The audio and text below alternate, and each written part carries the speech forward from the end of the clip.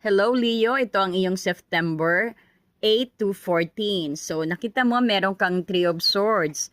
Sa hindi medyo madali ang card na to, maaring may balita ka matatanggap na magiging dahilan ng sakit ng loob, no? O sabihin natin disappointment. O di kaya may sitwasyon luma na bumabalik para gunitain ka sa nakaraan. So ang mahalaga ay harapin mo ang sakit na ito. Hindi ito matatapos kung patuloy mong tatakasan, no? Ngunit sa gitna ng sakit, merong pag-asa.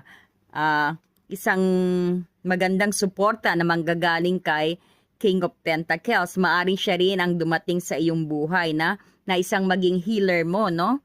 Maari rin itong isang kaibigan o pamilya o bagong kakilala na magbibigay sa iyo ng matatag na pundasyon, no, para sa suportahan ka, no? At gagamitin mo ang iyong practical din na pag-iisip para malampasan ang lahat ng pagsubok sa iyo. Kailangan lang ng balanse, no? Ito ang hamon sa iyo na maari na dapat na balansehin ang pagdating sa relasyon, no? At ang iyong karera, no? Para hindi ka masyadong na-overwhelm. Meron din ang advice sa iyo ang Romance Angel na siguraduhin mo na alam mo na ang gusto mo, no? It's either na kung gusto mo ano pang idagdag sa iyong partner, no? Dahil darating sa iyo in an angel willing at express, no? Darating sa iyo kaagad, basta siguraduhin mo na clearly decide what you want so that it comes to you.